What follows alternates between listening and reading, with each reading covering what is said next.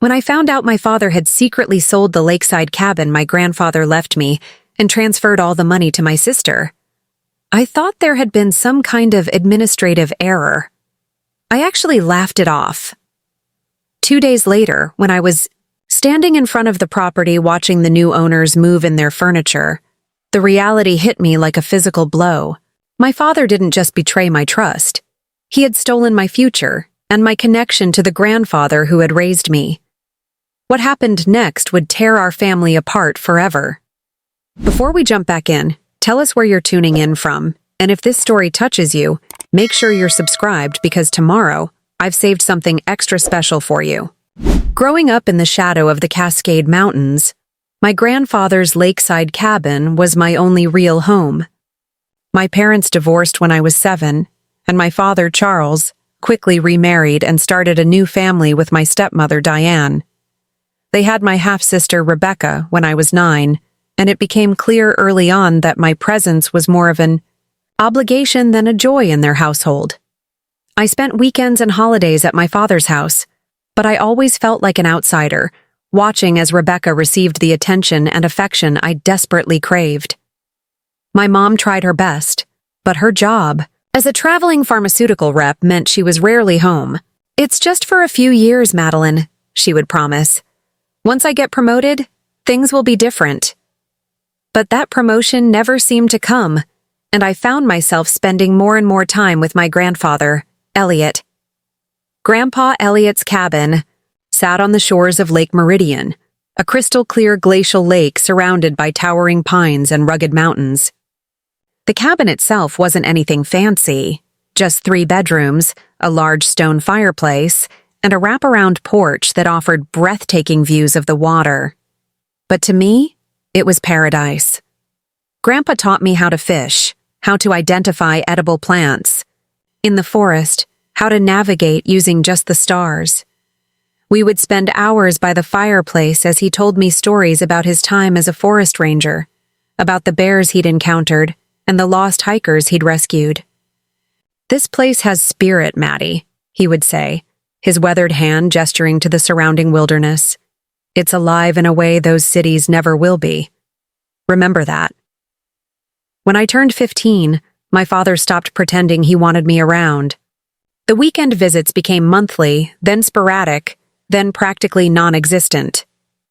By then, Rebecca was 6, the apple of his eye, and I was just a reminder of a failed marriage. But I didn't care much by that point. I had found my real home at the cabin, and Grandpa Elliot had become more of a father to me than Charles ever was. After high school, I went to state college on a partial scholarship, working part-time to cover the rest.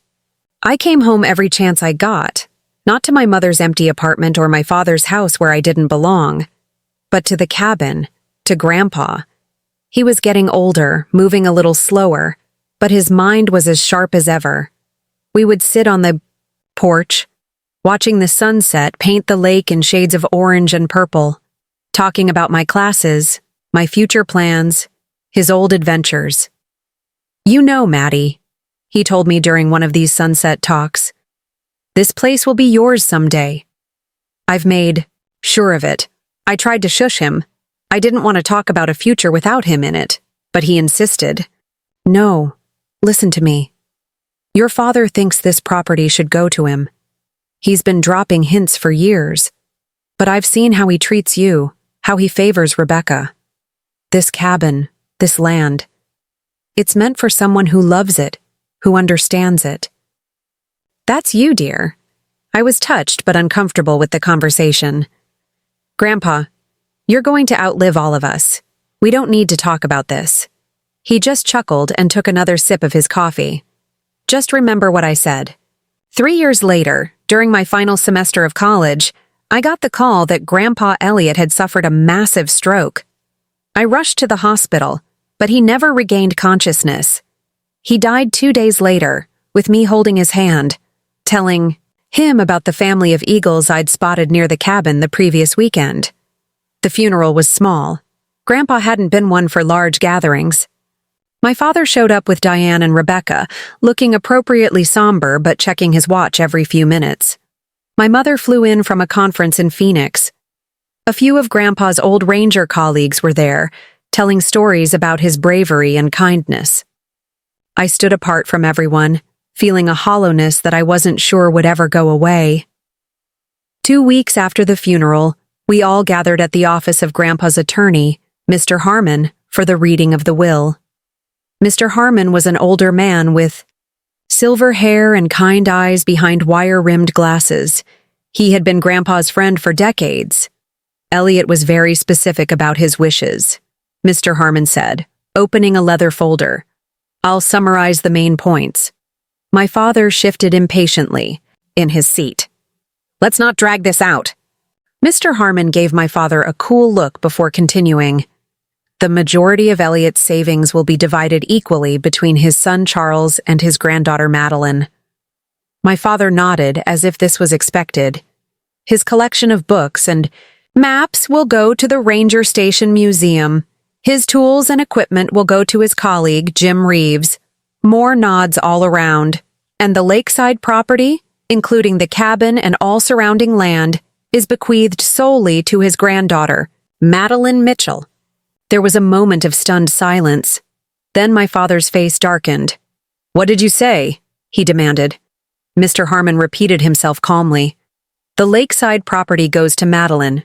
Elliot was very clear about this. My father turned to me, his expression a mix of shock and anger. He can't do that. That property has been in our family for generations. It should go to me, then to my children. Child, I corrected quietly. I'm your child too. My father waved dismissively. You know what I mean.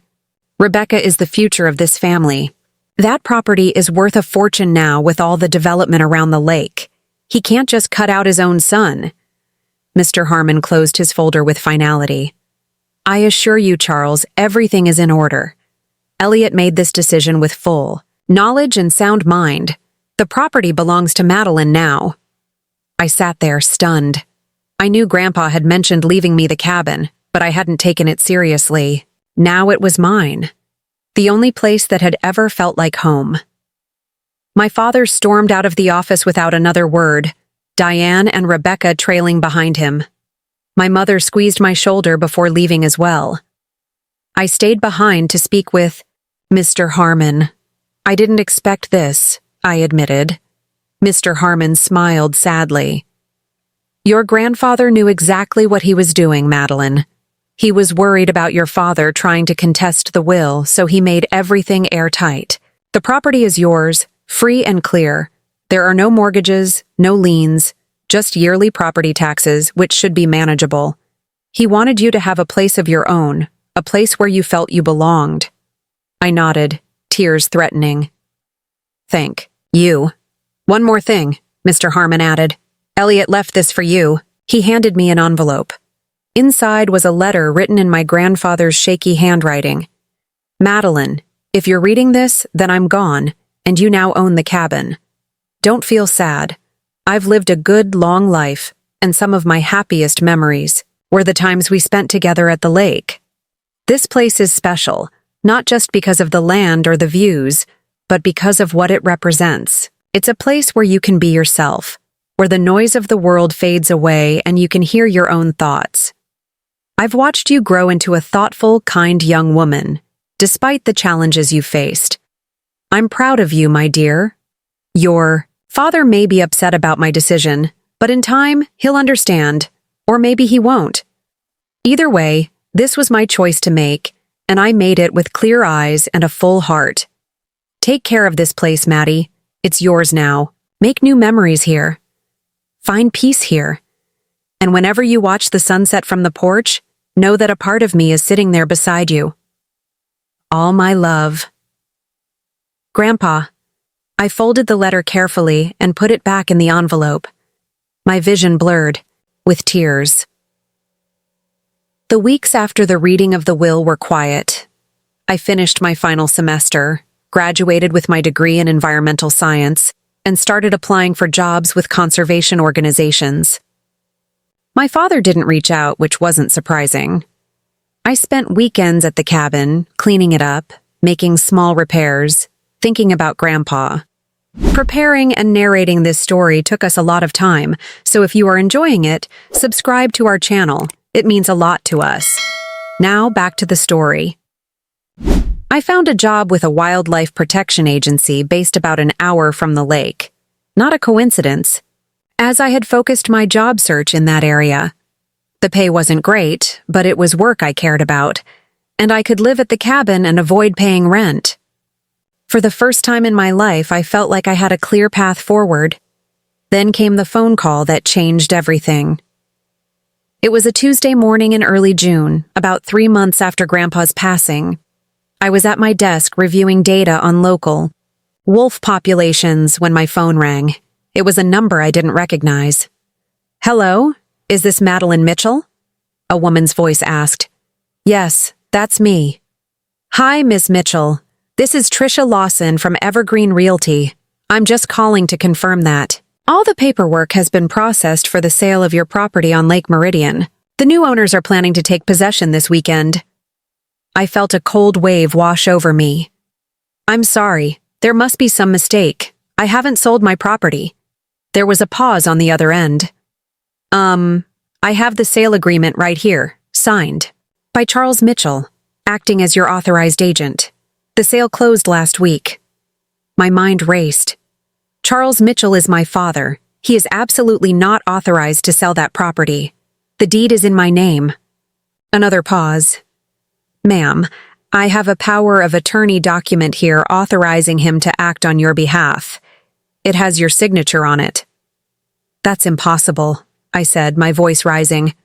"I never signed anything like that." "I see." Her voice had become more cautious. "Ms. Mitchell, I think you should contact your attorney. This is unusual." I hung up and immediately called Mr. Harmon, my hands shaking so badly I could barely hold the phone. "Madeline, slow down," he said, after I frantically explained the situation. "This can't be legal. Come to my office right away and we'll sort this out." I drove to his office in a daze, trying to figure out how this could have happened. My father and I hadn't spoken in months. I had never signed a power of attorney. How could he possibly have sold my property? Mr. Harmon was waiting for me, his expression grave. "I've made some calls," he said once I was seated. "The sale appears to be legitimate on paper. Your father presented a power of attorney that gave him the right to sell the property on your behalf. The document looks authentic, with your signature, properly notarized." "But I never signed anything," I insisted. "I believe you," Mr. Harmon said quietly. "Which means the signature was forged. The sale price was $580,000. The money was transferred to an account in your name, but it appears the funds were immediately withdrawn and transferred elsewhere." I felt sick. "Can we stop this? Can we void the sale?" "We can try," Mr. Harmon said. "But the new owners are innocent purchasers. They paid fair market value and had no reason to suspect anything was amiss. It's complicated." "I need to talk to my father," I said, standing up. Mr. Harmon looked concerned. "Madeline, that might not be the best idea right now. If he did forge your signature, that's a serious crime. We should let the legal process." But I was already heading for the door. "I'll call you later." I drove straight to my father's house, a modern 2-story in an upscale neighborhood about 40 minutes from the lake. I hadn't been there in years, but nothing much had changed. The perfectly maintained lawn, the luxury cars in the driveway, the overall sense of calculated prosperity. I pounded on the front door until my father opened it, looking annoyed. When he saw me, his expression changed to something harder to read. Caution? Maybe. Or defiance. "Madeline," he said flatly. "This is unexpected." "You sold my cabin," I said, my voice shaking with rage. "You forged my signature and sold the only thing in this world that meant anything to me." He sighed and glanced around, as if checking whether any neighbors were witnessing this scene. "Come inside. We shouldn't do this on the porch." I followed him into the living room, where Rebecca was lounging on the couch, scrolling through her phone. She looked up, surprised to see me. "Hey, Maddie," she said cautiously.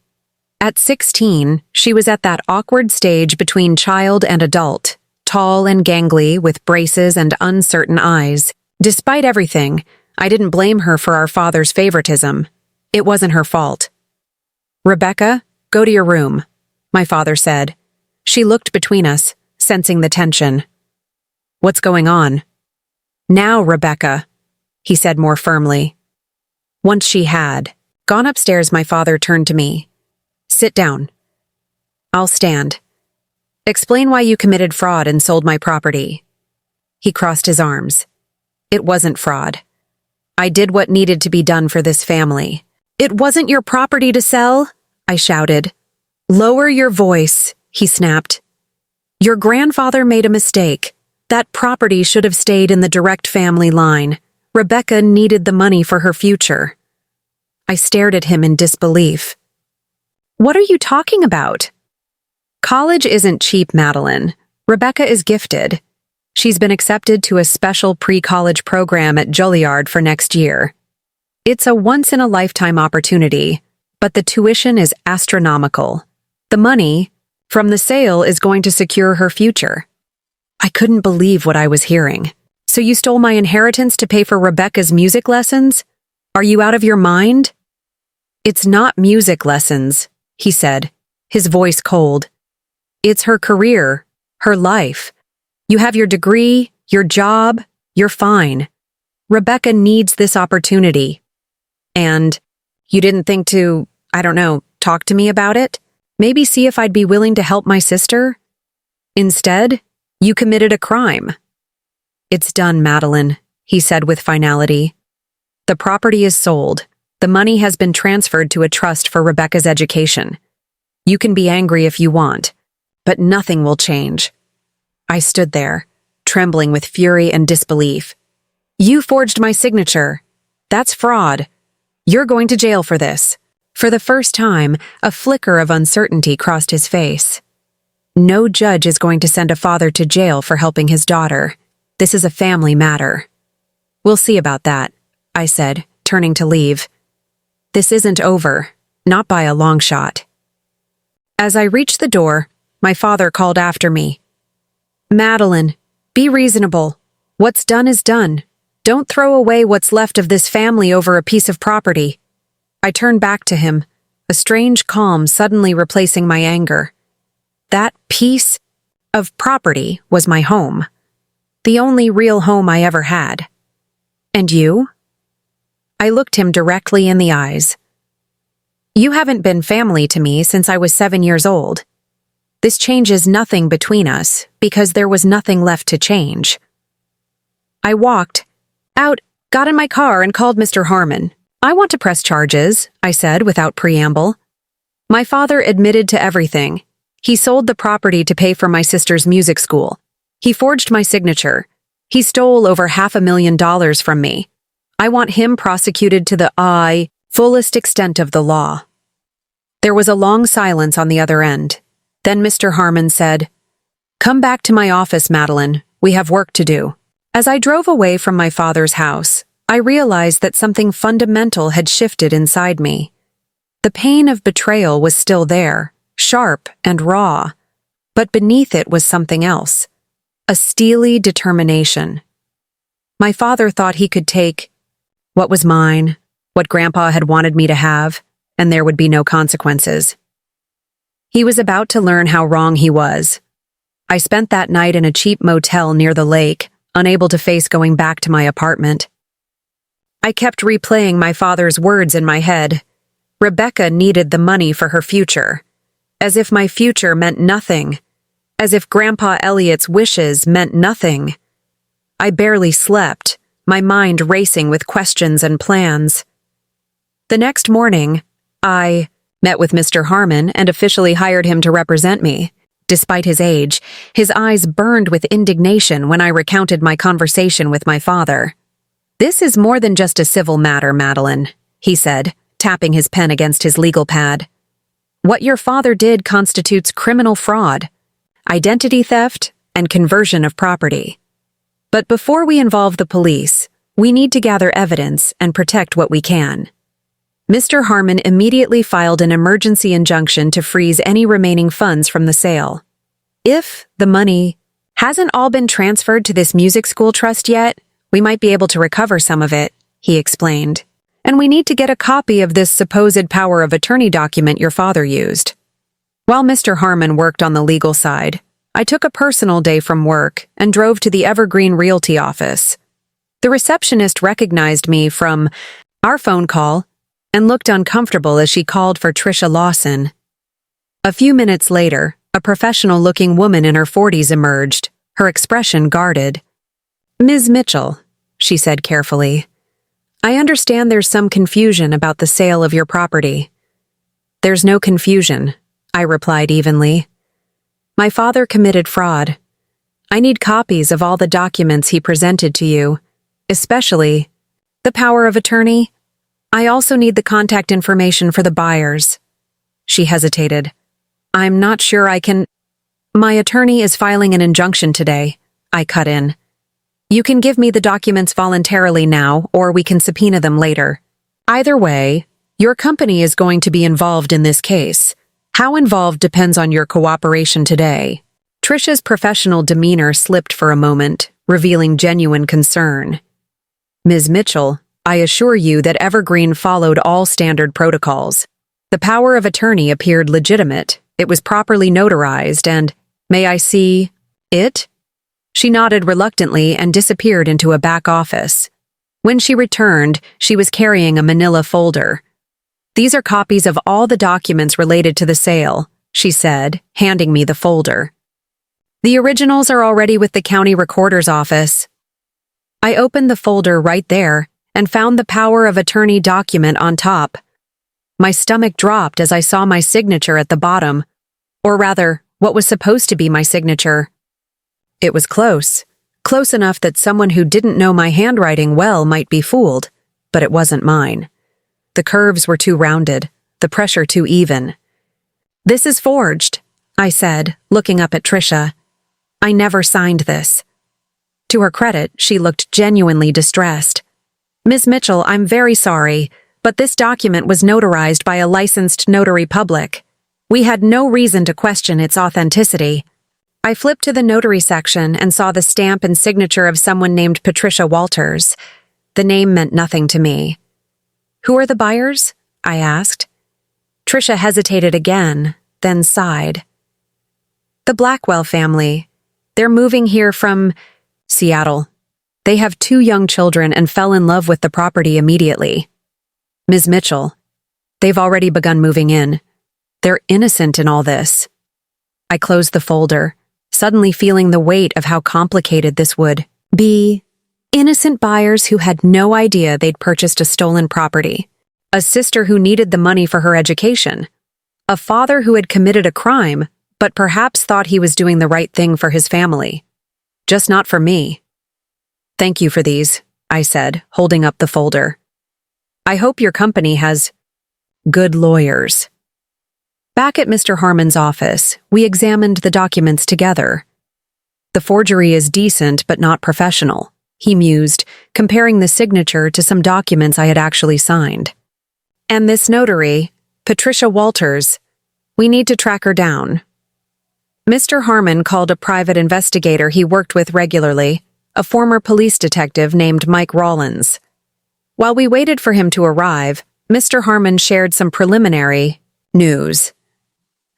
"I managed to get a temporary freeze on the account where the money was initially deposited," he said. "Unfortunately, most of it, about $500,000, has already been transferred elsewhere. We're trying to trace it, but your father moved quickly."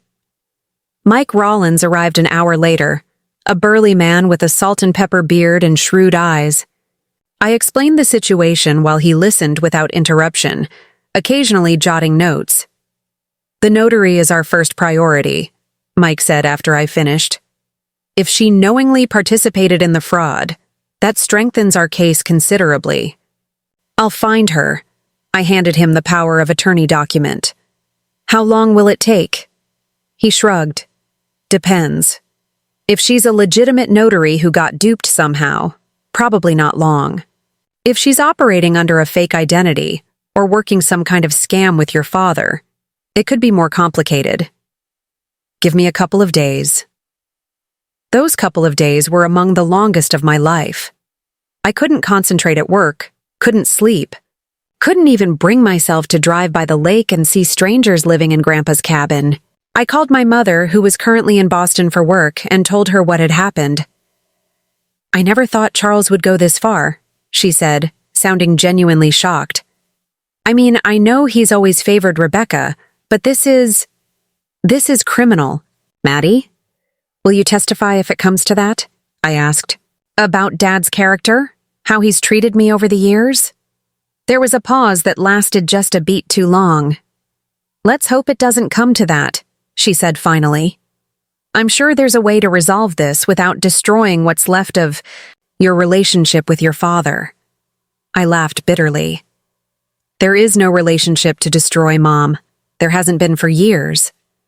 You just haven't been around enough to notice." The truth of those words hung in the air between us, and I immediately regretted saying them. My mother had her flaws, but her constant traveling had been to provide for us after the divorce. It wasn't fair to throw that in her face. "I'm sorry," I said before she could respond.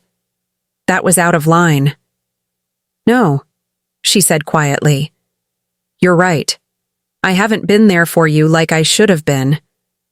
Maybe if I had been more present, none of this would have happened." She took a deep breath. "I'll testify if you need me to. I promise." 2 days later, Mike Rollins called with news. "I found your notary," he said without preamble. "Patricia Walters, age 52, works at a UPS store in Tacoma that offers notary services. She remembers notarizing a document for a young woman about 3 months ago." "A young woman?" I repeated, confused. "Not my father? No." According to her description, she was in her early 20s, dark hair, average height.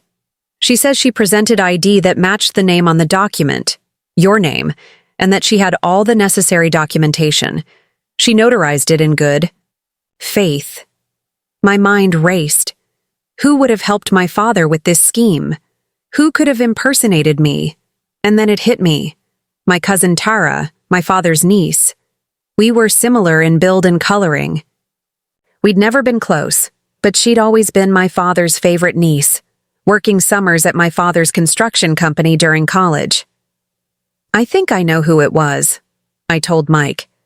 "My cousin Tara. She's the right age, looks a bit like me, and she's always been close to my dad. Do you have a photo?" I found an old family reunion picture on my phone and sent it to Mike. 20 minutes later, he called back. I showed Ms. Walters the photo. She identified your cousin immediately as the person who came in for the notarization. She's pretty upset. Says she never would have notarized it if she'd known it was fraudulent. She's willing to provide a statement. The pieces were falling into place. My father had convinced Tara to impersonate me to get the document notarized, then used it to sell the property. It wasn't just a spontaneous bad decision. It was a calculated plan. The next day, armed with the notary's statement and evidence of the forged signature, Mr. Harmon and I went to the police station to file a formal complaint. The detective assigned. To our case, a serious woman named Detective Mercer listened carefully as we laid out the evidence. "This is a clear case of fraud," she said, reviewing the documents. "We'll need to interview this notary, your cousin, and of course, your father. It's going to take some time to build the case, but based on what you've shown me, there are grounds for multiple charges here." "What about the property itself?" I asked. "The new owners have already moved in." Detective Mercer frowned. "That's complicated. If they purchased it in good faith, without knowledge of the fraud, they have certain legal protections. This may end up being more about financial restitution than recovering the actual property." I nodded, having already suspected as much. The thought of never going back to Grandpa's cabin sent a fresh wave of grief through me, but I pushed it aside, one battle at a time. Later that afternoon, I received a call from an unexpected source, my stepmother, Diane. Madeline, she said, her voice wavering slightly. I just got home and Charles told me the police had been here. He's being charged with fraud over the lake property. I was surprised she didn't already know. He forged my signature and sold my inheritance without my knowledge or consent. So yes, he's being charged with fraud, identity theft, and conversion of property. There was a long silence. I didn't know, she finally said. About the forgery, I mean. He told me you had agreed to sell the property to help with Rebecca's tuition. And you believed that? I couldn't keep the skepticism from my voice. After everything. I wanted to believe it, she admitted. I wanted to think you'd finally, I don't know, found some common ground with your father. She paused. Madeline, is there any way we can resolve this without criminal charges? For Rebecca's sake? Her words hit me like a slap. Even now it was all about Rebecca, not about the wrong that had been done to me, not about my grandfather's wishes being violated, but about protecting Rebecca from the consequences of our father's actions. The time for negotiations was before he committed a crime, I said coldly. He stole from me, Diane. $500,000 and the only place I've ever really called home. There's no resolving that with a handshake and an apology. He could lose his contractor's license over this, she said, an edge of desperation in her voice. Our entire livelihood. He should have thought of that before he decided to commit fraud, I cut in. I'm sorry, Diane, but this is happening. The police are also looking into Tara's involvement. Did you know about that too? That dad convinced my cousin to impersonate me at a notary office? Her shocked silence was answer enough. That's what I thought, I said. Maybe instead of trying to make this go away, you should be asking yourself what kind of man you've been, protecting all these years. I hung up, my hands shaking. I hadn't expected to feel so angry talking to Diane, but hearing her immediate concern for my father and Rebecca, with not a word about the wrong done to me, had triggered years of resentment. I thought I'd moved past. My phone rang again almost immediately. I assumed it was Diane calling back, but the screen showed Rebecca's name instead. I hesitated, then answered. Maddie? Her voice sounded small, younger than her 16 years. Is Dad going to jail? I closed my eyes, suddenly exhausted. I don't. No, Rebecca. That's not up to me.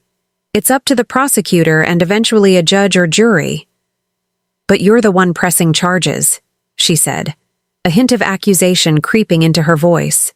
Yes, because he committed a serious crime. He stole from me. He was trying to help me, she burst out. I got into Juilliard's pre-college program. Do you know how big a deal that is? How much it costs? So that makes it okay to steal from me? I asked quietly. To forge my signature? To take the home our grandfather wanted me to have? He's your father, she said, as if that explained everything. And I'm your sister, I countered. Did either of you think about asking me for help? About explaining the situation and seeing if we could work something out? Did Dad even consider taking out a loan or a second mortgage or any legal option before deciding to steal from me? Rebecca was silent for a moment. I didn't know how he got the money, she finally said. He just told me he'd figured it out, that I shouldn't worry. I was so excited about getting in. I didn't question it. I believed her. Despite everything, I couldn't bring myself to think Rebecca had been complicit in the fraud. She was just a kid caught in our father's web of manipulation. I'm sorry, Rebecca, I said more gently. I know this isn't your fault. But what Dad did was wrong, and there have to be consequences. So I lose my spot at Juilliard, and Dad goes to jail, and you get your revenge. Great. The bitterness in her voice was palpable. This isn't about revenge, I said, feeling my patience slipping. And there might be other ways for you to afford Juilliard. Scholarships? Student loans. Save it, she interrupted. You've made your choice. I hope it makes you happy. Then she hung up. I set my phone down and put my head in my hands. Why did I feel guilty when I was the victim here? Why was I the one being made to feel like the bad guy for simply seeking justice? The next day, while I was at work trying to focus on a report about local salmon populations, I got a text from an unknown number. "We need to talk. It's Tara.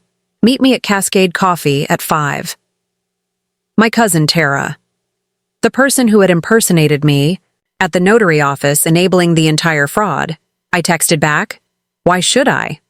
Her response came quickly, "Because I have information you need about the money." I showed up at the coffee shop at exactly 5 p.m., tense and ready for a confrontation. Tara was already there, looking nervous, a baseball cap pulled low over her eyes. At 23, she was a few years younger than me, with the same dark hair and similar build that had allowed her to pass as me at the notary office. "You've got a lot of nerve," I said as I sat down across from her. She glanced around anxiously. "I know you're pissed, and you have every right to be, but you need to hear me out." "Why did you do it?" I asked. "Why would you help him steal from me?" Tara ran a hand over her face. "He told me you had agreed to sell the property but couldn't. Be there to sign the papers yourself. Said you were on some work trip in Oregon and asked if I could help out. He had all the documents ready, your ID. It seemed legit. You didn't think to call me and confirm?" I asked incredulously. "I should have," she admitted. "But Uncle Charles has always been good to me. Gave me summer jobs, helped me with college. Tuition! I had no reason to doubt him." She leaned forward. "But that's not why I wanted to meet. There's something you should know about the money." I raised an eyebrow. "What about it?" "Not all of it went to Rebecca's music school thing. Uncle Charles took some of it, a lot of it actually, and invested it in a land development deal. A big one, out by the state park. He's been trying to get in on it for years. This was unexpected." "How do you know this?" "I work for him, remember? I saw the paperwork. He transferred $250,000 to some trust for Rebecca, but the other $250,000 went to East Ridge Development Partners." I felt a fresh wave of anger. My father hadn't just stolen from me to help Rebecca. He'd used half the money for his own business interests. "Why are you telling me this?" I asked suspiciously. Tara fidgeted with her coffee cup. "Because the cops interviewed me yesterday. I told them everything. About the notary. About Uncle Charles asking me to pretend to be you. I'm in serious trouble. Maddie, I could face charges too." She looked up at me, her expression desperate. "I'm hoping if I cooperate, if I help you recover some of the money, maybe you could put in a good word for me with the prosecutor." I studied my cousin's face. She seemed genuinely afraid, and while I was still angry at her role in all this, it was clear my father had manipulated her too. "I'll talk to my lawyer," I said finally. "If you're telling the truth about the money, if you help us recover it, and testify against my father if necessary, I'll see what we can do." Relief flooded her face. "I'll give you everything I have, documents, emails, dates, amounts. Uncle Charles didn't just cross a line with you, Maddie. He dragged me into his mess and could have ruined my life too." As I drove home from the coffee shop, my mind was racing. My father hadn't just stolen my inheritance for Rebecca's education. He'd used half of it to further his own business interests. This changed everything. It wasn't just about protecting his daughter's future. It was also about his own greed. I called Mr. Harmon as soon as I got home and told him about my meeting with Tara. "This is significant," Mr. Harmon said. "If we can prove your father diverted funds for his own business purposes, it strengthens our case considerably. It shows this wasn't just some misguided attempt to help your sister. There was personal financial gain involved. I'll contact Detective Mercer immediately." The next morning, I went into work early, hoping to lose myself in my research for a few hours. Instead, I found an email waiting for me from Mr. Harmon. "Detective Mercer is moving forward with arrest. Your father will be taken into custody today. Be prepared for fallout." I stared at those words for a long time, trying to process what they meant. My father, the man who had taught me to ride a bike, who had once built me a treehouse, who had gradually pushed me out of his life in favor of his new family, was going to be arrested today for stealing from me. Part of me felt a grim satisfaction. Another part felt a deep, aching sadness for what our family had become. And somewhere, underneath it all, was a flicker of fear about what would happen next. As it turned out, I didn't have to wait long to find out. Just before noon, my phone rang. It was Rebecca, and she was sobbing. "They took him," she cried. "The police came to the house and arrested Dad. They put him in handcuffs and took him away in front of everyone. Are you happy now?" I closed my eyes, feeling the weight of her pain even through my anger. "Rebecca." "Don't," she cut me off. "Don't say you're sorry or that you had no choice. You did this. You're destroying our family over a stupid cabin and some money."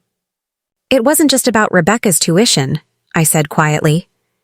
"He took half the money for himself, for a business deal. Did you know that?" Her sobbing abruptly stopped. "What are you talking about?" "Dad only put half the money in your education trust. The other half he invested in some development project he's been trying to get in on. Tara told me yesterday. The police have confirmed it." There was a long silence on the other end of the line. "I don't believe you," she finally said, but there was uncertainty in her voice. "It's true, Rebecca. This wasn't just about your future. It was about his, too." The phone went dead. I set it down and buried my face in my hands. My father was in jail, my sister was devastated, and the cabin, the place where I'd felt most at home, most connected to my grandfather, was occupied by strangers who had no idea of the drama surrounding their new home. I left work early that day, unable to concentrate. As I drove home, my phone buzzed with a text from Mr. Harmon. "Your father has been formally charged. Arraignment tomorrow morning. Bail will likely be set. We're making progress on tracing the funds. Call me when you can." I pulled over to the side of the road, suddenly needing a moment to breathe. The events of the past week felt surreal, like I was watching someone else's life unravel. But this was my reality now: criminal charges, family members who despised me, and a legal battle that would inevitably become public, exposing our family's dysfunction for everyone to see. I thought about Grandpa Elliot and what he would say if he could see what was happening. He had left me the cabin because he wanted me to have a place where I belonged, a sanctuary. Instead, his final act of love had set off a chain reaction that was tearing what remained of our family apart. "What would you do, Grandpa?" I whispered to the empty car. But of course, there was no answer. My phone rang again. This time, it was my mother. "I'm flying back tomorrow," she said without preamble. "Charles has been arrested." "I know," I said. "Rebecca called me." "This is getting out of hand, Madeline. There has to be a way to resolve this without destroying everyone's lives." I gripped the steering wheel tightly. "Did you know that Dad only used half the money for Rebecca's tuition? The other half he invested in some land development deal. This wasn't just about helping his daughter, it was about helping himself, too." There was a pause. "Are you sure about that?" "Yes. Tara confessed everything, and the police have confirmed the money transfers. Dad lied to everyone, Mom. He didn't just steal from me. He manipulated Rebecca, Tara, even Diane." My mother sighed heavily. "Oh, Charles," she murmured, and I could hear the mixture of disappointment and resignation in her voice. "I'll be there tomorrow afternoon. We'll figure this out, Madeline. Somehow, we'll figure this out." As I hung up, I noticed a text from Detective Mercer. "We've located most of the funds. Call me to discuss next steps." A small flicker of hope ignited in my chest. Maybe, just maybe, something could be salvaged from this mess after all. The money wouldn't bring back the cabin, wouldn't repair the damage to our family, but it was something, a start. I pulled back onto the road, heading home to prepare for whatever tomorrow would bring. The road ahead would be difficult, painful even, but for the first time since discovering my father's betrayal, I felt a tiny sense of control returning. Justice was in motion, and while it wouldn't heal all wounds, it was necessary. For me, for my grandfather's memory, and perhaps, in some way I couldn't yet see, for our broken family too. The county courthouse was an imposing structure of gray stone and wide steps that seemed designed to make you feel small as you approached. I arrived early for my father's arraignment, dressed in the only suit I owned, the same one I'd worn to Grandpa Elliot's funeral. Mr. Harmon met me at the entrance, his leather briefcase worn but expensive looking, his expression carefully neutral. "Remember," he said quietly as we walked through security, "this is just the arraignment. Your father will enter a plea, bail will be set, and we'll move on to the next phase. Don't expect any dramatic resolutions today." I nodded, trying to ignore the knot in my stomach. Despite everything, I had never imagined I would be sitting in a courtroom watching my father being charged with crimes that could send him to prison. The reality of it was finally sinking in, and it felt heavier than I had anticipated. The courtroom was already half full when we entered. I recognized a few faces, my father's business partners, some family friends. They glanced at me with expressions ranging from curiosity to outright hostility. I kept my eyes forward and sat where Mr. Harmon indicated, close enough to see but not in the very front row. Detective Mercer nodded to me from where she stood talking with a sharp-dressed woman I assumed was the prosecutor. Just as Mr. Harmon and I settled in, the side door opened, and my mother walked in. She looked tired but composed, her work suit slightly wrinkled from travel. She hesitated when she saw me, then came over and sat down beside me. "I got an earlier flight," she said simply. Before I could respond, the door on the other side of the courtroom opened, and my father was led in by a court officer. He wasn't in handcuffs. Apparently, he had been released on temporary bond the night before. But he looked diminished somehow. His normally impeccable appearance was slightly rumpled, his confident posture replaced by something more guarded. He didn't look around the room, didn't try to spot familiar faces. His attorney, a silver-haired man with an expensive suit and a permanent frown, whispered something to him as they sat down. "All rise," the bailiff called, and everyone stood as the judge entered. The proceedings moved quickly after that. The charges were read: fraud, identity theft, grand larceny, forgery. My father pleaded not guilty to all counts, his voice steady but lacking its usual authority. The prosecutor argued for a high bail, citing the significant amount of money involved. My father's attorney countered that his client was a respected businessman with deep ties to the community, not a flight risk. The judge set bail at $100,000. My father didn't react visibly, but his attorney nodded as if this was expected. Court was adjourned until the preliminary hearing, set for 3 weeks later. As people began to file out, my father finally looked up and scanned the room. His eyes found mine, and for a brief moment, we just stared at each other. I couldn't read his expression. It wasn't quite anger, wasn't quite regret. Perhaps it was simply recognition of how far we had fallen. Then someone stepped between us, breaking the connection, and my father was led away by his attorney. "That went as expected," Mr. Harmon said, gathering his papers. "The bail is reasonable, given the charges." "Will he make it?" I asked, surprised to find myself concerned. "Almost certainly. He has assets, connections." Mr. Harmon glanced at my mother. "Mrs. Mitchell, good to see you again, though I wish it were under better circumstances." My mother nodded distractedly, her eyes on the door my father had just exited. Through. "This is all so unnecessary," she murmured, more to herself than to us. "Mom," I said, a warning in my voice. She turned to me, suddenly focused. "We need to talk, Madeline. Not here. Let's get lunch." Mr. Harmon excused himself, promising to call me later with updates on the recovered funds. My mother and I walked, silently, to a small cafe across from the courthouse. It wasn't until we were seated with coffee in front of us that she spoke again. "I talked to Charles last night," she said.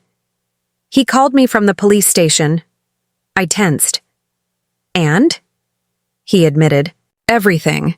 The forgery, using Tara, taking the money, all of it." She wrapped her hands around her coffee cup. "He also told me something else. Something I think you should know." I waited, steeling myself for whatever justification or excuse she was about to relay. "Your grandfather's cabin," she said slowly. "It wasn't just a random piece of property. To Charles.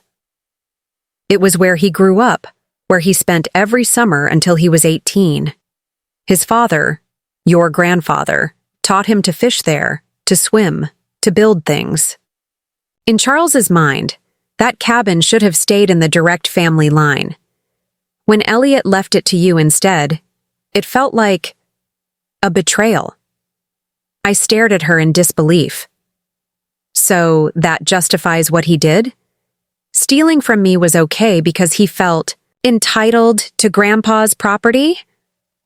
"I'm not justifying anything," my mother said firmly. "What Charles did was wrong, criminally wrong. I'm just trying to help you understand why this particular property meant so much to him, why he couldn't just let it go." "If it meant so much to him, why did he sell it?" I demanded. My mother looked away. "Because he's not the sentimental type, Madeline. You know that. Once he convinced himself he deserved the property more than you did, it became an asset like any other. Something to be leveraged for what he needed, or wanted." I shook my head, disgust rising in me. "So he stole my inheritance because he felt entitled to it, then immediately sold it for cash. And I'm supposed to what? Feel sympathy for him? No," my mother said. "You're supposed to understand that this is more complicated than just a black and white case of theft. There's history here, pain that goes back decades." "The only pain I care about right now is mine," I said coldly.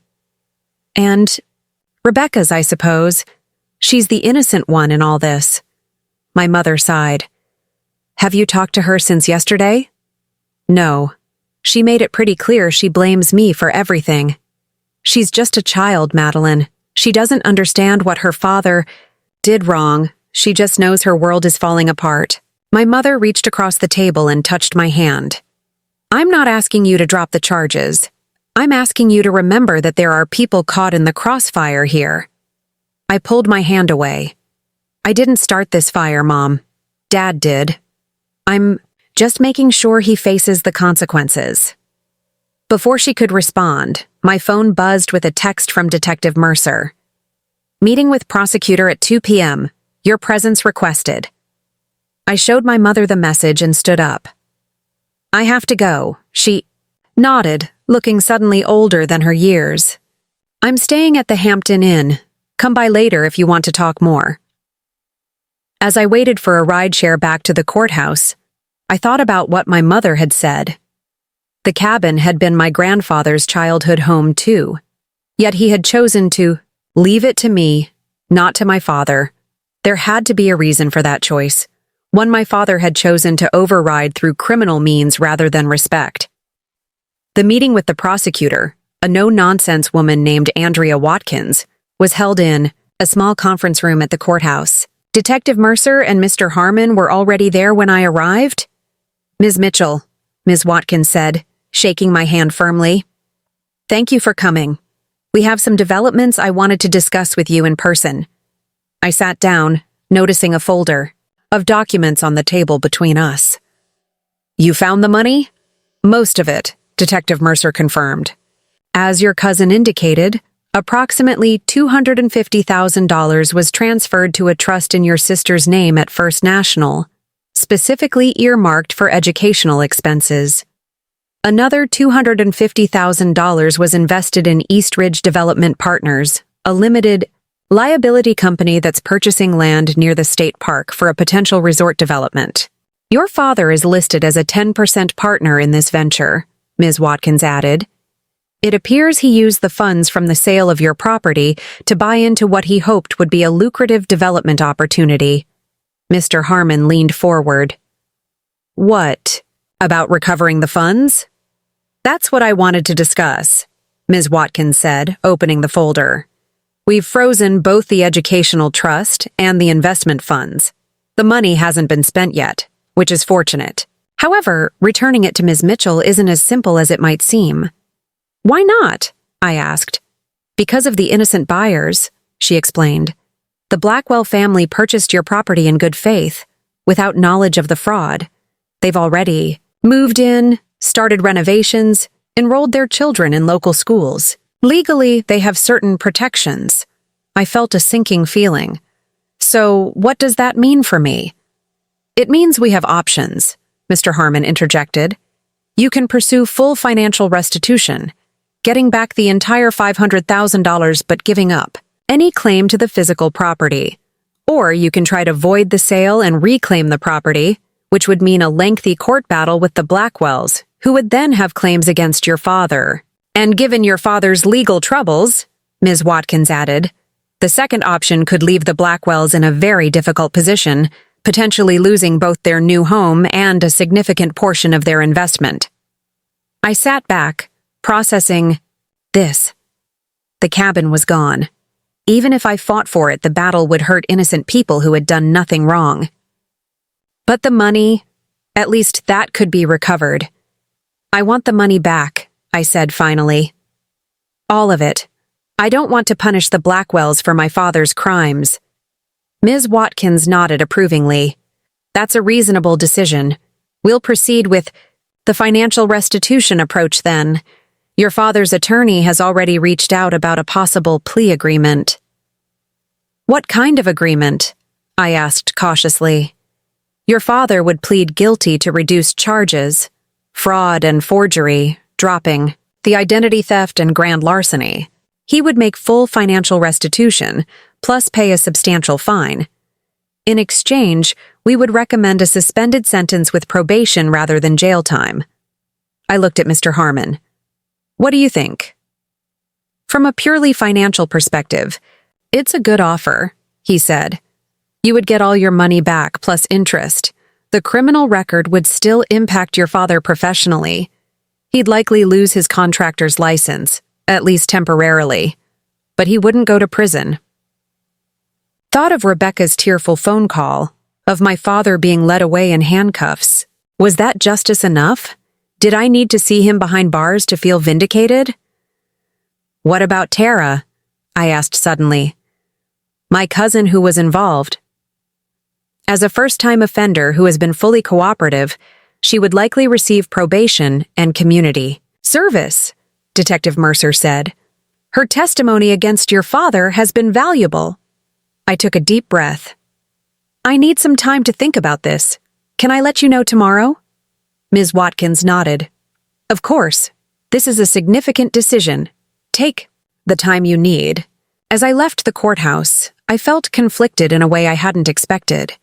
For weeks, my focus had been singular. Make my father pay for what he had done. Now that justice was within reach, I found myself weighing consequences I hadn't fully considered. Before, I drove aimlessly for a while, eventually finding myself on the road to Lake Meridian. I hadn't been back since discovering the sale, but some instinct pulled me there now, a need to see what I had lost before deciding how to proceed. The cabin looked different already. The Blackwells had painted the exterior a soft blue instead of the weathered gray I remembered. New flower boxes hung from the windows, and children's bicycles were propped against the porch. As I sat in my car across the road, the front door opened and a woman emerged, carrying a toddler on her hip, while an older child ran ahead of her toward a swing set that hadn't been there in Grandpa's time. They looked happy. They had made the cabin their home already, filling it with new life, new memories. My grandfather had always said the cabin had spirit, that it was alive in a way cities weren't. Perhaps this was what he meant. Its ability to shelter generations, to adapt and welcome new people while retaining its essential character. I was about to drive away when my phone rang. It was Rebecca. Maddie? Her voice was small, hesitant. Can we talk? Of course, I said, surprised. What's up? Not on the phone. Can you meet me? I'm at Riverview Park, by the playground. 20 minutes later, I found Rebecca sitting on a bench overlooking the river. She was alone, her phone clutched in her hands, her expression troubled. When she saw me, she didn't smile, but she didn't look angry either. Thanks for coming, she said as I sat down beside her. No problem. What's going on? She stared out at the water for a moment before answering. I talked to Tara. She told me everything, about how Dad used her, about the development deal. She turned to me. Is it true? Did Dad really only use half the money for my tuition? I nodded. That's what the police found. The other half went to some resort development he wanted to invest in. Rebecca's eyes filled with tears.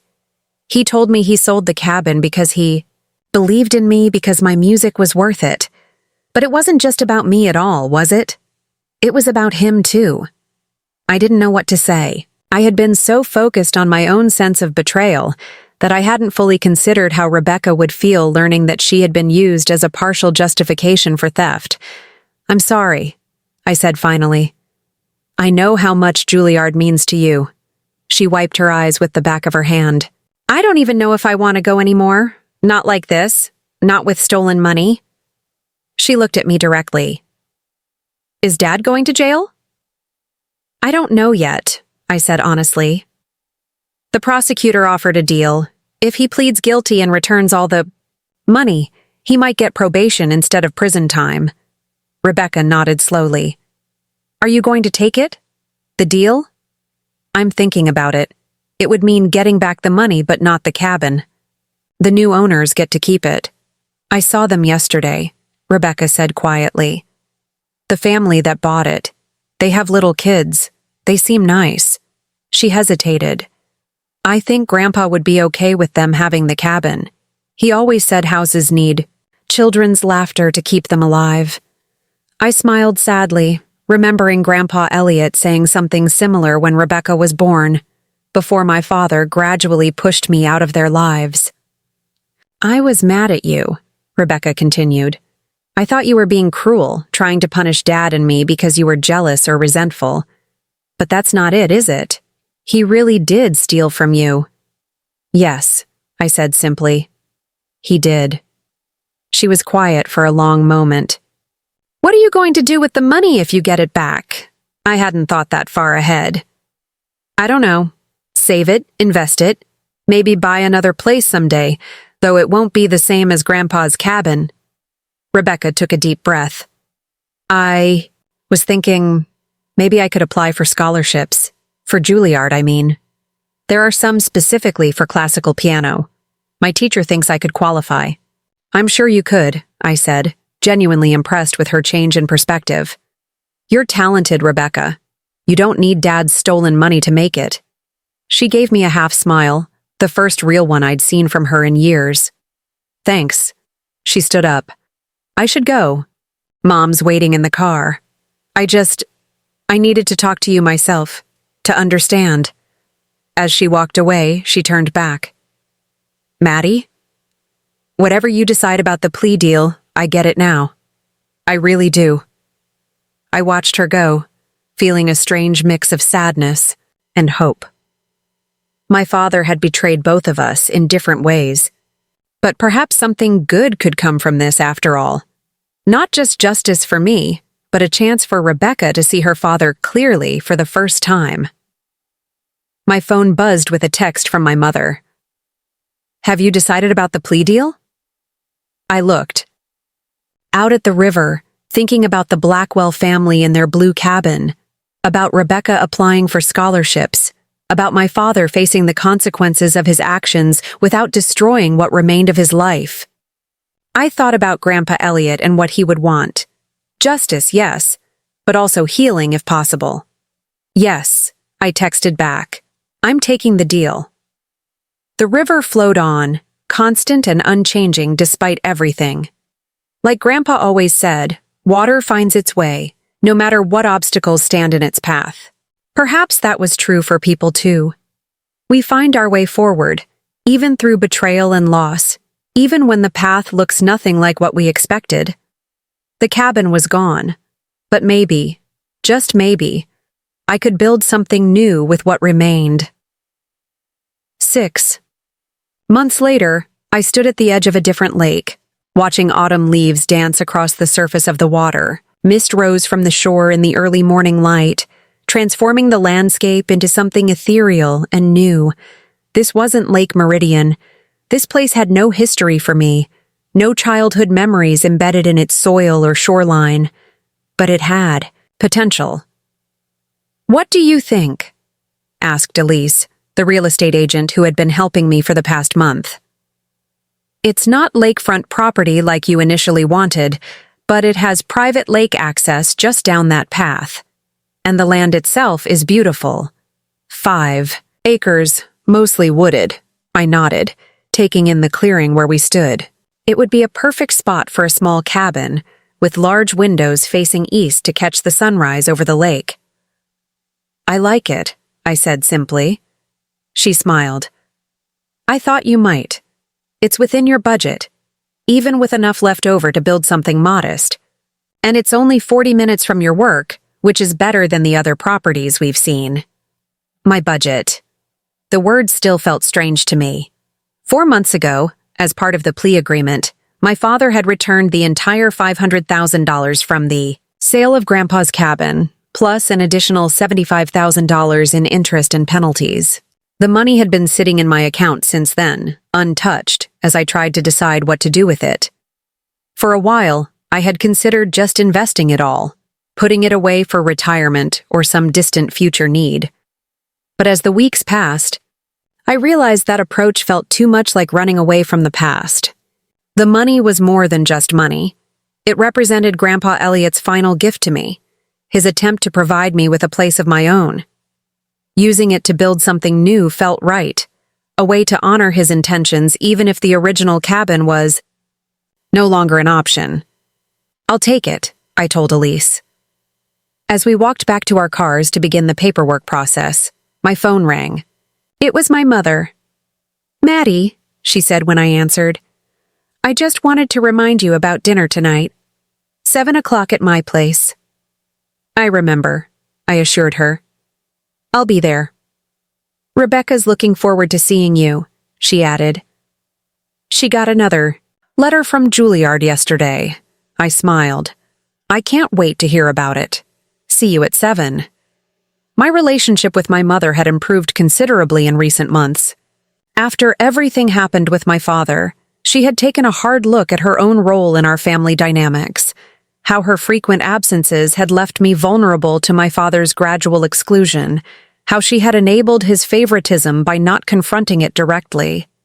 She had requested a position that required less travel and had made a genuine effort to rebuild our connection.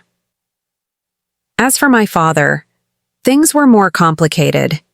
He had accepted the plea deal, returning all the money and pleading guilty to reduced charges. Instead of prison, he had received 5 years of probation, substantial community service hours, and a temporary suspension of his contractor's license. The development deal he had tried to buy into with my stolen inheritance had collapsed when his legal troubles became public, leaving him with significant financial losses beyond just the restitution he owed me.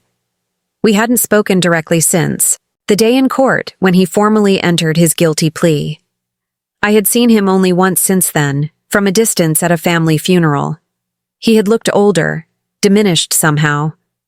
According to my mother, he was working as a foreman for a former competitor, while he waited for his license suspension to end. A significant step down for a man who had once owned his own successful company. I didn't know if I would ever forgive him completely. The betrayal had cut too deep, had revealed too much about how little he valued me compared to his own desires and Rebecca's future. But the anger that had once consumed me had gradually faded into something more like sadness. Sadness for what might have been, for the father-daughter relationship we had never truly had. Rebecca, surprisingly, had become a more consistent presence in my life. After our conversation in the park, something had shifted between us. When she discovered the full extent of our father's deception, she had been forced to reconsider everything she thought she knew about her place in the family. Learning that she had been used as partial justification for theft had shaken her sense of identity in ways I understood all too well. True to her word, she had applied for scholarships to fund her music education. She had received partial funding, but not enough for the full Juilliard experience. Rather than give up, she had adjusted her plans, enrolling in the state university's well-regarded music program for her first 2 years, with the intention of transferring to Juilliard later with additional scholarships and possibly my help. Her resilience impressed me. That evening, I arrived at my mother's new condo with a bottle of wine and plans for the land I'd just purchased. Rebecca was already there, playing something complex and beautiful on my mother's upright piano. She stopped when she saw me and came over for a hug. Another new development in our relationship that still felt slightly awkward but genuine. "I got the Markowski scholarship," she announced without preamble. "It's $10,000 a year for 2 years. If I keep my GPA up, they'll renew it for my junior and senior years too." "That's fantastic," I said, genuinely pleased for her. "You earned it," she beamed, a flash of the old Rebecca showing through, the confident, sometimes entitled girl who expected good things to happen. But there was something different now, a self-awareness that tempered her natural confidence. I worked really hard on the audition pieces. My professor said my Bach interpretation was the best he'd heard from a freshman. My mother emerged from the kitchen, wiping her hands on a dish towel. "Rebecca has been practicing 6 hours a day," she said with a mix of pride and exasperation. "The neighbors must think I'm running a conservatory." As we sat down to dinner, the conversation flowed easily. Rebecca's music, my work with the wildlife agency, my mother's new position. It wasn't until dessert that I shared my news. "I bought some land today," I said, pulling up photos on my phone. 5 acres near Pinewood Lake. I'm going to build a cabin." My mother looked at the images, her expression thoughtful. "It's beautiful, Maddie. Different from your grandfather's place, but beautiful in its own way." "That's what I thought," I agreed. "I'm meeting with an architect next week to discuss plans. Nothing elaborate. 2 bedrooms, a large main room with a fireplace, a wraparound porch. Something simple but solid." Rebecca studied the photos with interest. "Are you going to build it yourself?" I shook my head. "I'll hire contractors for most of it. But there are some things I want to do myself. Grandpa taught me enough basic carpentry that I can handle the porch railings and some of the interior finish work." "Your grandfather would be proud," my mother said softly. "Not just of the cabin, but of how you've handled everything." I wasn't so sure about that. There had been moments of rage, of vindictiveness, of wanting to see my father suffer more than he had. But I had also found my way to something that felt, if not like forgiveness, at least like acceptance. I had reclaimed what I could and was building something new with what remained. "Thanks, Mom," I said. "I hope so." After dinner, as I was helping clear the table, my phone buzzed with a text. It was from Tara, my cousin. "Got the job with Sierra Construction, starting Monday. Thanks for the reference, Maddie. I owe you." I smiled slightly. Tara had paid a price for her role in my father's scheme. Community service, probation, a permanent mark on her record.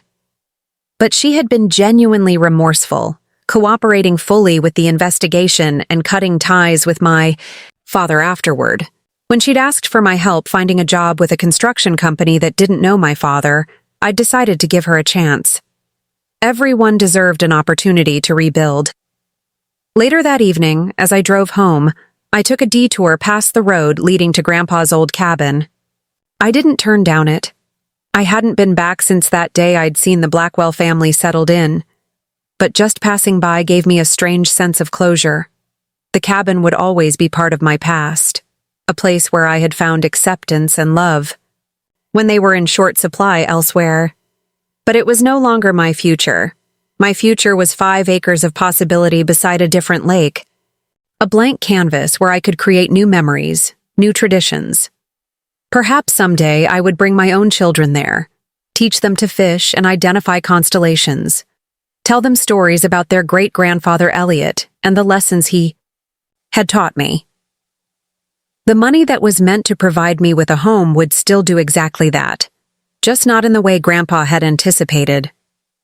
The property was different, the timing was different, but the purpose remained the same. A place of my own, a sanctuary from the world, a space where I belonged. As I turned onto the highway leading home, my phone rang through the car's speaker. System. The screen showed a number I didn't recognize. Hello? I answered, curious. Madeline, it's Charles.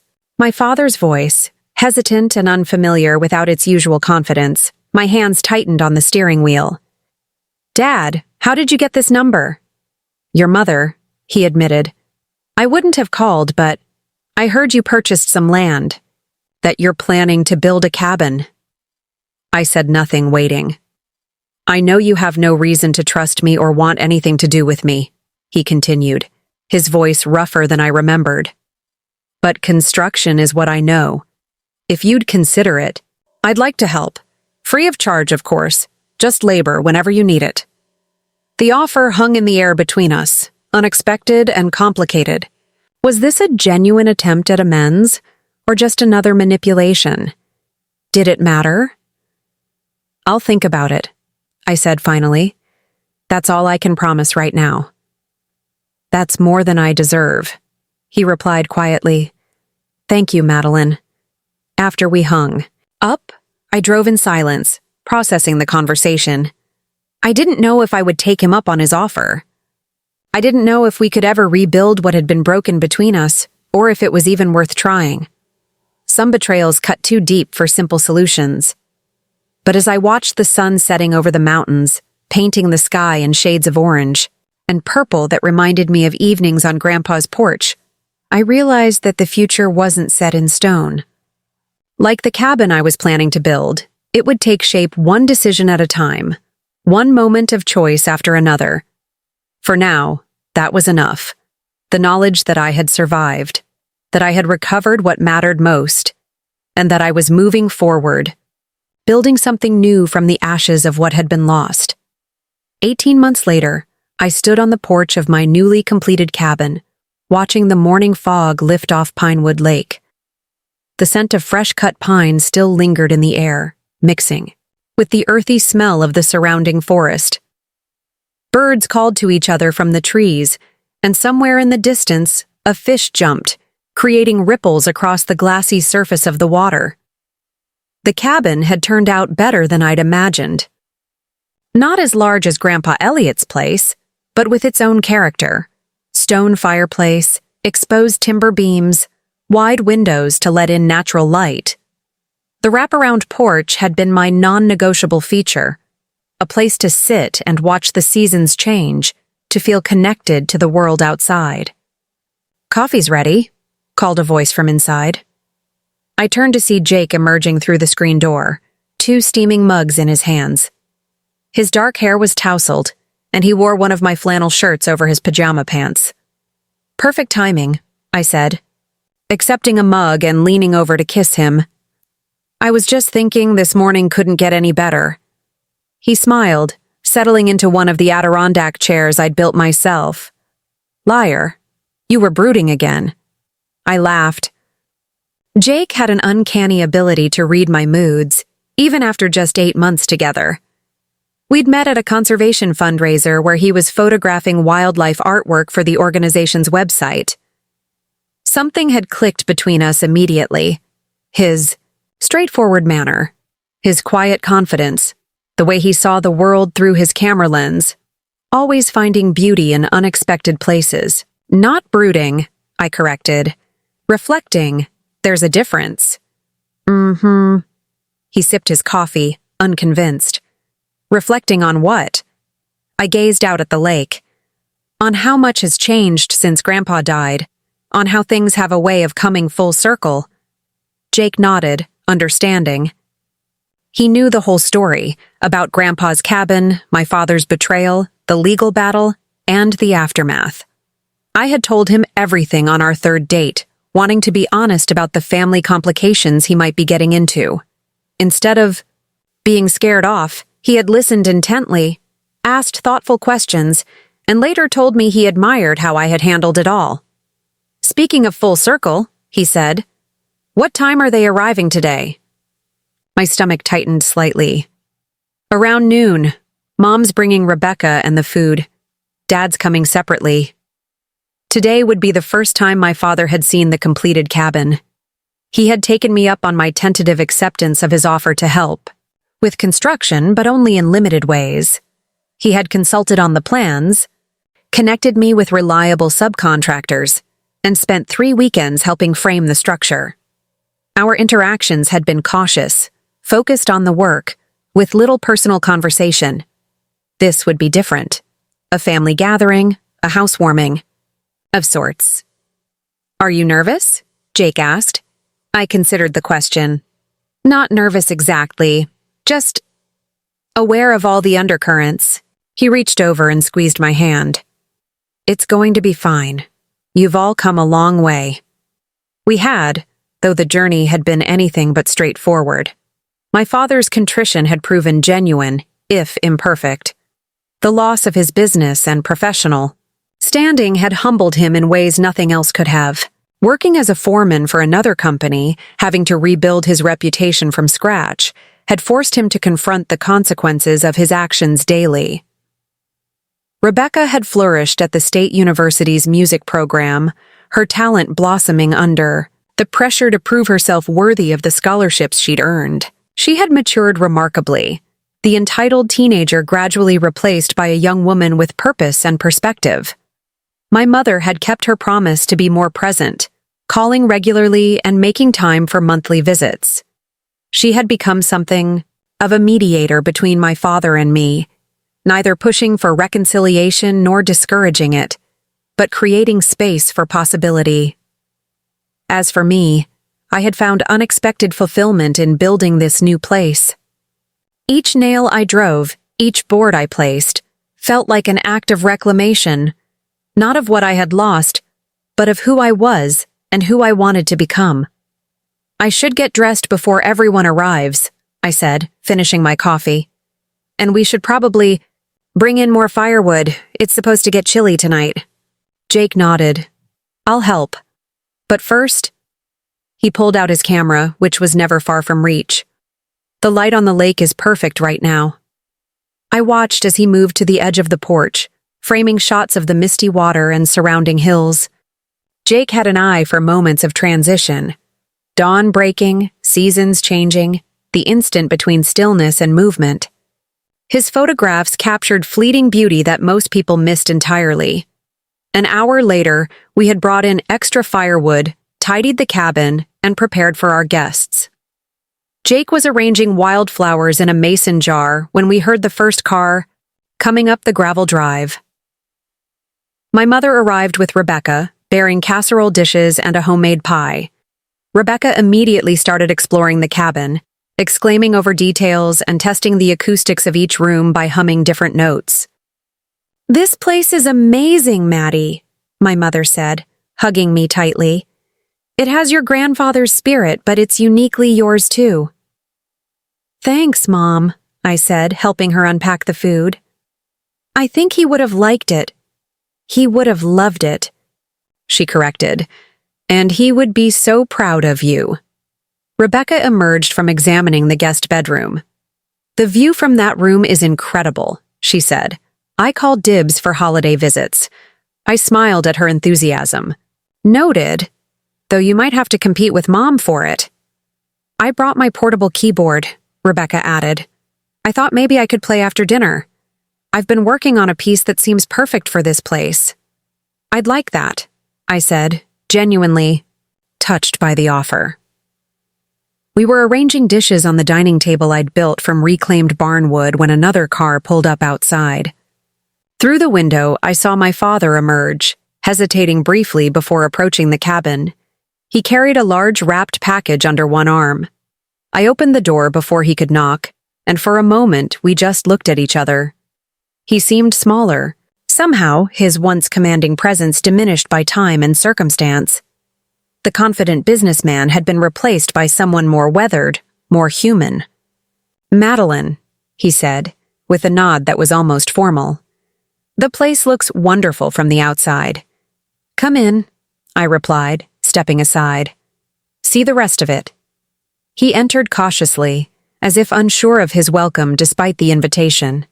His eyes moved around the main room, taking in the stonework of the fireplace, the woodwork of the staircase, the exposed beams overhead. "You did good, daughter," he said softly. "Really good." Something in his voice, a note of genuine admiration mixed with regret, caught me off guard. Before I could respond, Jake approached, extending his hand. "You must be Madeline's father," he said. "I'm Jake. It's nice to finally meet you." My father shook his hand, seeming grateful for the social protocol to fall back on. "Charles Mitchell. The pleasure is mine."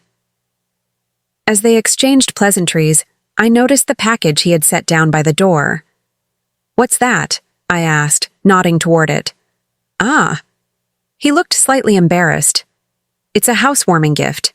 Nothing fancy, just, well, maybe. You should open it." I picked up the package, surprised by its weight, and carefully unwrapped it. Inside was a hand-carved wooden sign.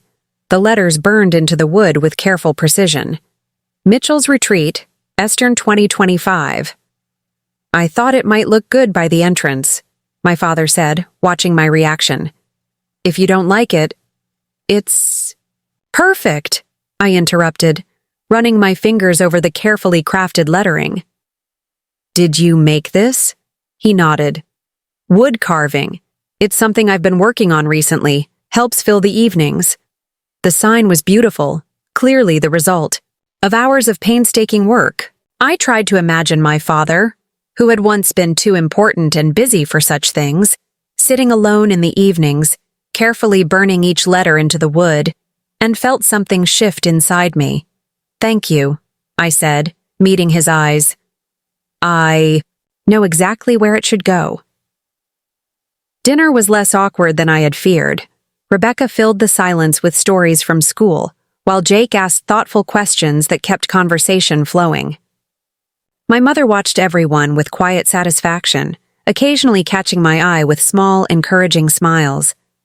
After the meal, Rebecca set up her keyboard near the fireplace and began to play. The piece started softly, almost hesitantly, before building into something more complex and emotionally resonant. The notes seemed to fill the cabin, bringing warmth to spaces that had yet to accumulate their own memories and history. "She composed this herself," my mother whispered to me. "She's been working on it for months." I watched my sister, her face serene in concentration, her fingers moving confidently across the keys, and felt a surge of pride. Despite everything, despite the twisted path that had led us here, she had found her way to something authentic and true. When she finished, we all applauded, Rebecca beaming at the reception. "That was beautiful," Jake said. "What's it called?" Rebecca glanced at me. "I call it inheritance, because some things are passed down that aren't material, like music, like talent." She paused, like the ability to start over. I felt the weight of her words, the subtle acknowledgement of our shared journey. Before I could respond, my father cleared his throat.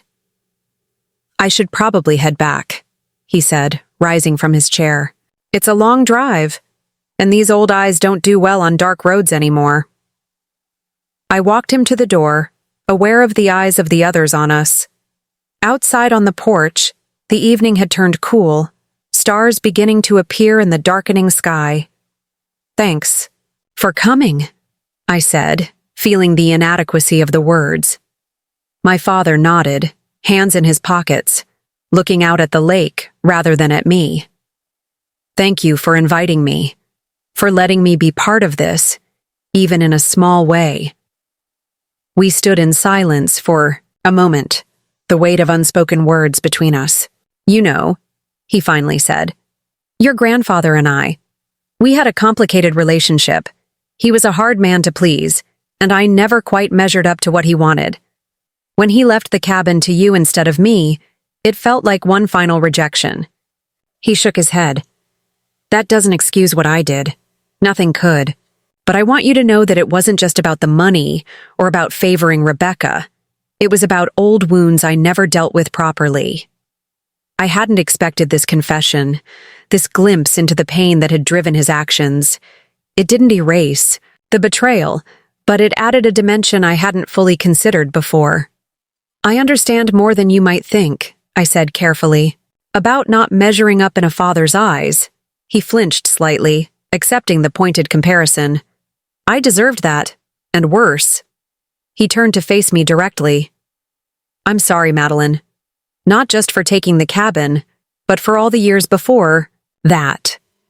For pushing you away because you reminded me of my own failures. For not seeing what was right in front of me. A daughter any father would be proud of."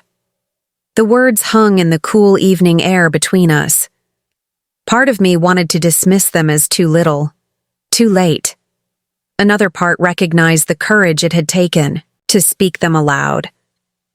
"I don't know if I can forgive everything," I said honestly, "but I'm willing to try moving forward from here. One step at a time." He nodded, accepting the limitations of my response. "That's more than I have any right to expect." He glanced back at the cabin, light spilling from its windows onto the porch. "You've built something good here, Madeline. Something that will last." As he turned to leave, I found myself calling after him. "Dad?" He paused, looking back. "Thanksgiving," I said. "We're having it here this year, if you want to come." A small, cautious smile crossed his face. "I'd like that. Thank you." After he drove away, I remained on the porch, watching the moonlight on the water. Jake joined me after a while, slipping his arm around my waist. "You okay?" he asked. I nodded slowly. "Yeah, I think I am." Inside, I could hear my mother and Rebecca talking, their voices punctuated by occasional laughter. The cabin felt alive with their presence, the empty spaces gradually filling with new memories, new connections. "It's strange," I said to Jake. "When Grandpa left me his cabin, I thought he was giving me a piece of the past, something to hold onto. But maybe what he was really giving me was a future, a foundation to build on, not just a structure to preserve." He leaned his head against my shoulder. "Maybe that's the best kind of inheritance." Later that night, after everyone had gone, Jake and I sat by the fire, the crackling logs providing the only light in the room. I thought about all the paths that had led to this moment, the loss, the betrayal, the legal battles, but also the healing, the growth, the unexpected connections formed along the way.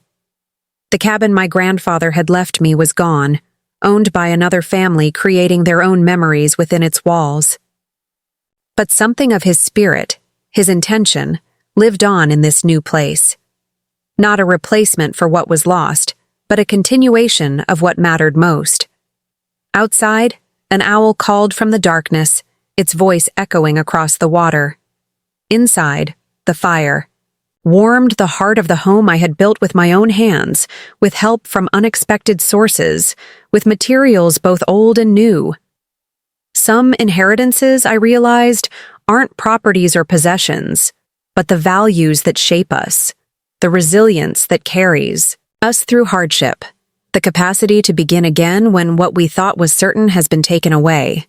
Grandpa Elliot had given me that kind of inheritance too. One that couldn't be stolen or sold, one that had only grown stronger through adversity. As the fire burned down to embers, I took Jake's hand and led him upstairs to our bedroom with its view of the lake and surrounding forest. Tomorrow would bring new challenges, new opportunities, new chances to decide what kind of woman I wanted to be. For tonight, it was enough to be here, in this place of my own creation, finally at peace with the journey that had brought me home. Up next, you've got 2 more standout stories right on your screen. If this one hits the mark, you won't want to pass these up. Just click and check them out. And don't forget to subscribe and turn on the notification bell so you don't miss any upload from us.